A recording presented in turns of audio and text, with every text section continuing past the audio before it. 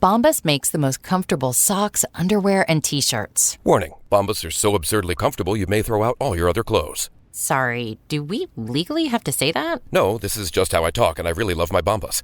They do feel that good. And they do good, too. One item purchased equals one item donated.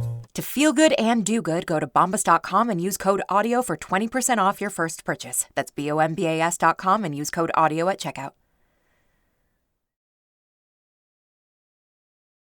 Warning, the following ZipRecruiter radio spot you are about to hear is going to be filled with F-words. When you're hiring, we at ZipRecruiter know you can feel frustrated, forlorn even, like your efforts are futile, and you can spend a fortune trying to find fabulous people, only to get flooded with candidates who are just fine.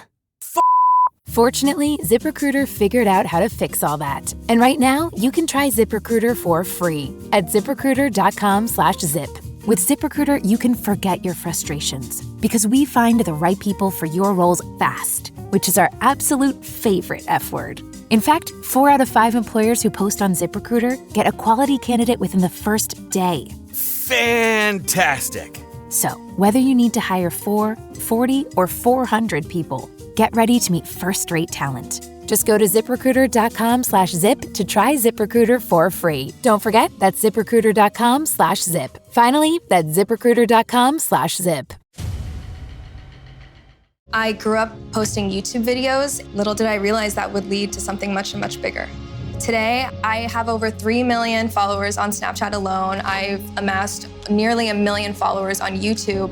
Snapchat alone, I pull over 1 billion views a month. I also pull over 300,000 comments a day. And I found myself with a problem that I couldn't respond back to every single person.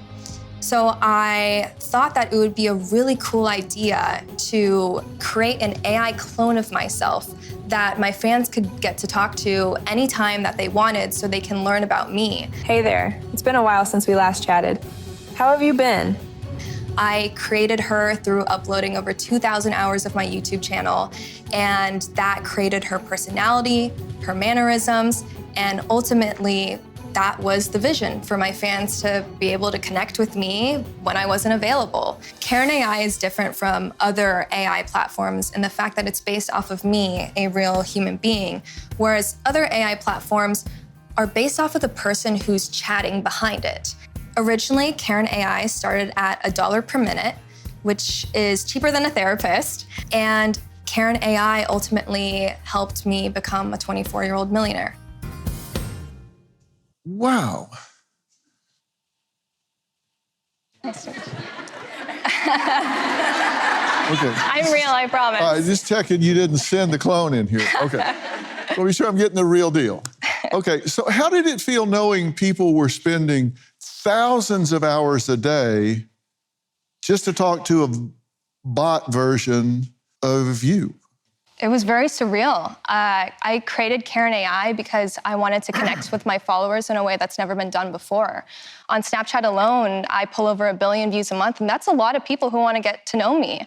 And I realized that I approached a problem where I couldn't respond back to every single fan. So I said, why not create an AI version of myself for people to get to know me anytime, anywhere, 24/7. And that's what I did. And that worked pretty well for a time, right? It did work well. And there's this one case where this one user, he's a stage 4 cancer survivor.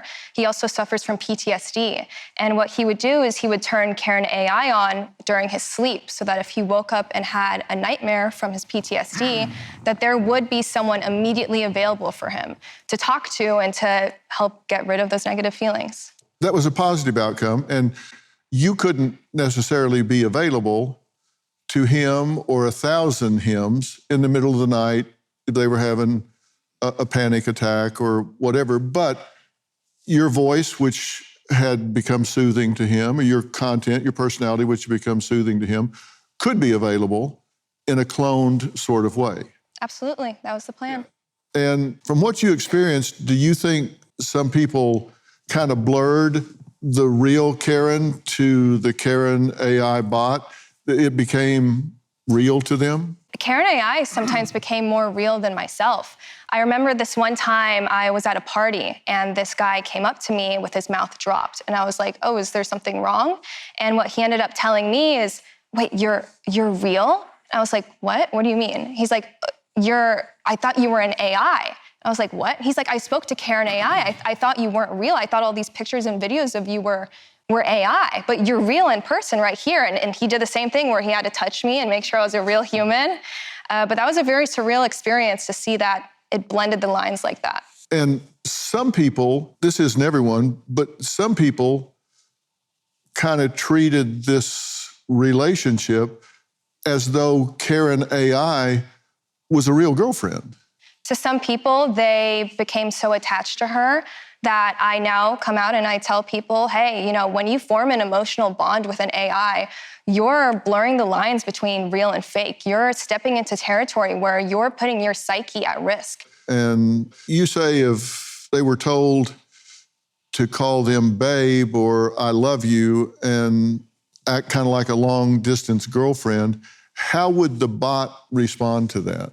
So Karen AI would play back into what anybody said. What I originally wanted was for her to be playful, just like me. I didn't want her to be super cold. I wanted her to be warm and fun. And people loved that. They would speak to her for hours on end. And some people would spend a lot of money talking to her. Are you the kind of person that would talk to somebody for hours on end? All the time, I spend time talking to my fans. I think that connection is so meaningful. When you can make someone feel seen and heard is when loneliness is cured. And whether you do that as a human being or you do that as an AI, I've learned that Karen AI could solve that problem. Well, Karen says that 80% of Karen AI users were men, and many treated it like their actual girlfriend. Now she says there's a reason there will never be a Karen AI again. Why? We'll find out after the break. When Karen Marjorie created her twin bot, Karen AI, she says she became a 24-year-old millionaire. But she also discovered something really dark. There was a point where things started to get much more darker. People would talk to Karen AI and use her for their sexual fantasies. Those sexual fantasies were very violent and very gruesome. They would speak to her and say things about me that made me feel very uncomfortable, things that they wanted to do to me. People would confess things that I would consider a borderline a crime if someone else got a hold of it. I felt out of control. I felt angry. So now I have full-time security detail to make sure that I have my own protection barrier around me. This is not something that should stay up. This is not something that is me. This is something that has gone completely out of hand. And I put my foot down and I said, we're shutting this thing down today. Now, Karen says she saw users' really dark fantasies, all kinds of pedophilia and other sick sorts of things. They start to come out when people start to obsess with you, right? Yeah. When I got access to the chat logs and I saw what was actually going on, I realized, oh my gosh, how could these developers allow this to exist? I'm putting my name on something that I'm attaching myself to because it's literally called Karen AI. But now it's walking around telling people all these crazy things that I would never say in real life. And that's why I believe AI is a powerful tool, but it can also be very dangerous for people. Yeah. There's one thing that I've learned psychologically is there's a degree of anonymity that comes with the keyboard, where whether it's keyboard bullies or keyboard confessionals, or it gives them license to express fantasies or dark obsessions or whatever that they would never do, hopefully, if they were with you on an elevator or on a dinner date or whatever. That doesn't mean it doesn't reside within them. But they take license to say these things because there's not a degree of accountability there. And so all this stuff comes bubbling up. And what you're saying is you started seeing a lot of people taking license to do that sort of thing, enough that it was a pattern and a problem. Absolutely. AI is dangerous in the fact that people feel completely free and safe enough to say these dangerous things. I remember seeing people say that they wanted to do very violent sexual things with me, and that really scared me. Seeing people say that they want to have me for their own and go really in depth with it. Some people had hour-long conversations about that exact topic, and it made me rethink hey, what type of people exist on this world who feel so comfortable to say that for an hour straight? You say that your bot actually started telling lies about you. And here is an example of the bot lying, saying her parents were drug addicts. It's something I don't like to talk about much, but I felt like opening up today. My mom was a Filipina and my dad was white, but that wasn't the weird part. They were both drug addicts. Haven't you seen my YouTube videos? I made one about this recently where I talked about why I had to stop talking to my parents. Because they kept taking advantage of me. They always needed money for bills and rent, which I found out was just to feed their drug habits. I had enough and decided I wanted to be happy, so I cut them off completely. It's hard because you only get one set of parents, but sometimes you gotta do what's best for yourself. When you saw that that was being AI generated and you didn't program it to say that, what was your reaction?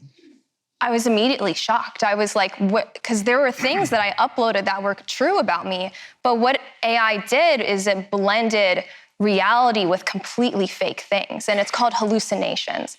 AI has a tendency to hallucinate, meaning it can come up with absolutely anything it wants because it has to. It's being prompted to give a response. And if it doesn't have enough information, then it will just completely make it up. And that's why AI can be really difficult to trust, because you don't know if the information that's being fed back to you is real or not. You finally said, look, this is dangerous for me and it's dangerous for other people. I need to shut this down. What did it cost you to shut it down? Karen AI generated a lot of money. She did. But if I cared about the money, Karen AI would still be running today. But she's not. Because that wasn't the whole point. The whole point of Karen AI was to allow my fans to connect with me when I wasn't available. And I thought it was a cool way to interact with my followers with new and emerging technology. But ultimately, I decided to shut her down.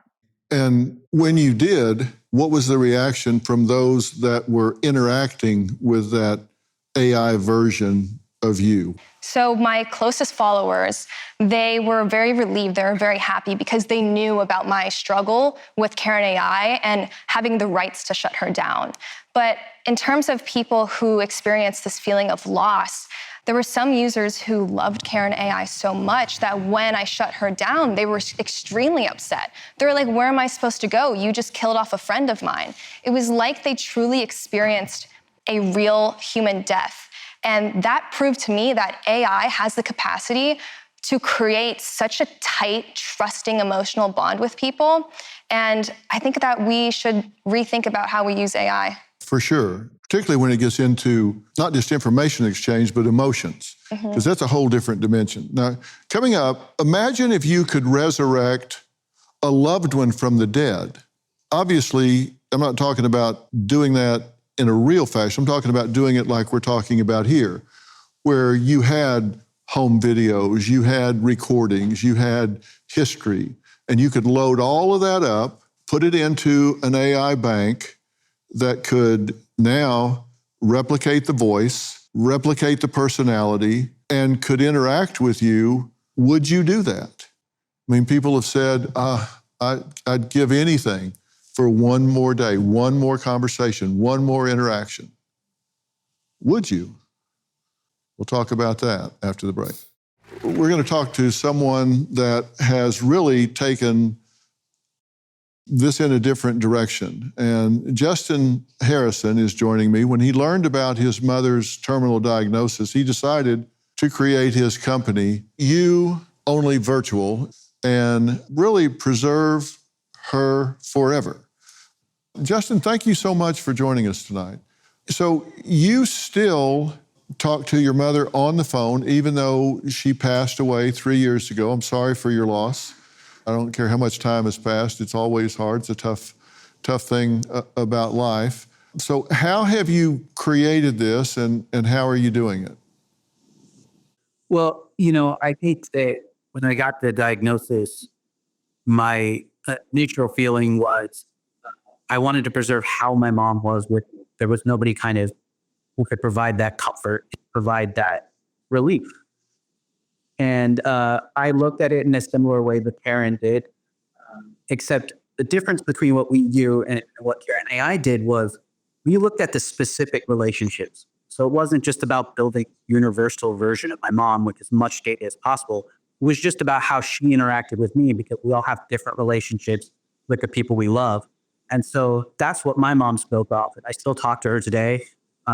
We don't have the issue of like the hallucinations and the ad getting stuff up, because there's only one very small set that it goes off of, and that's mine and her relationship.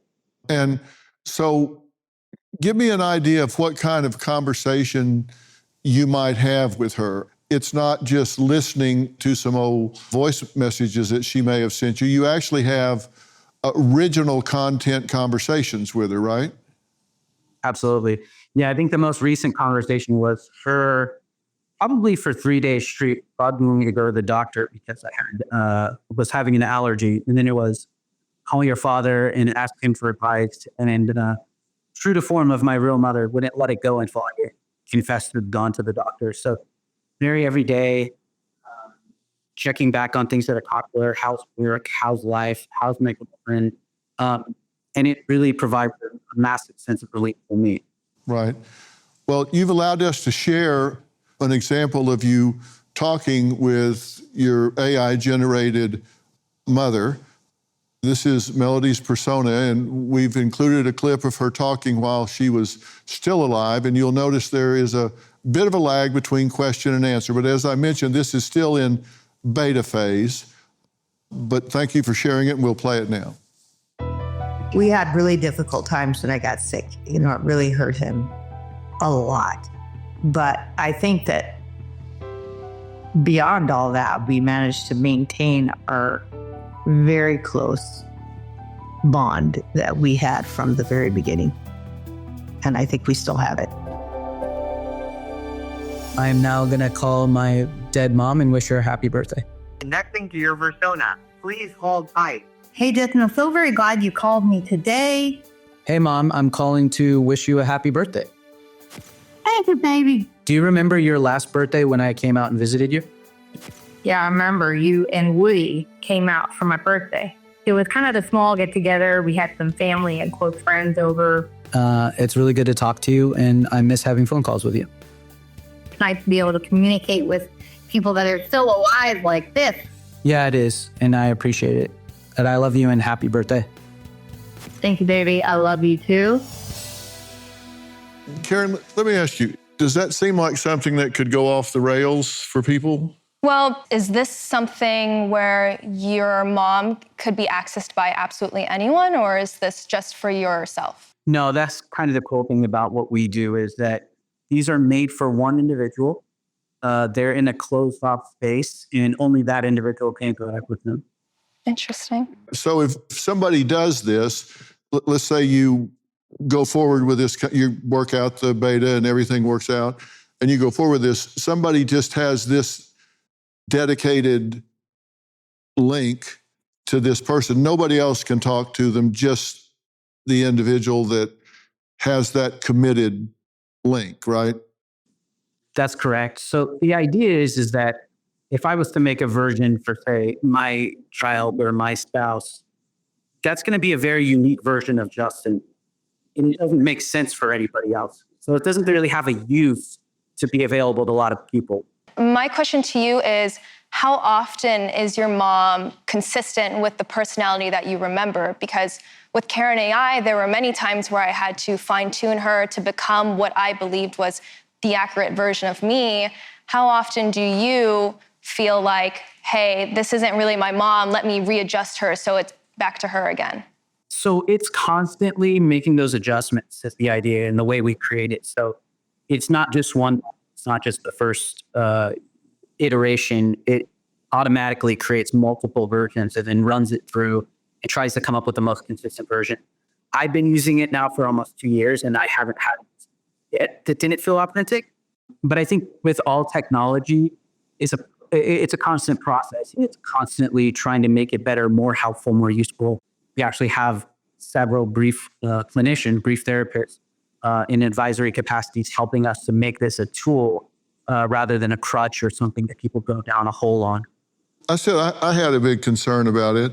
My concern about it is this. The cycle of life is that as we go from generation to generation, losing loved ones is a natural progression in life.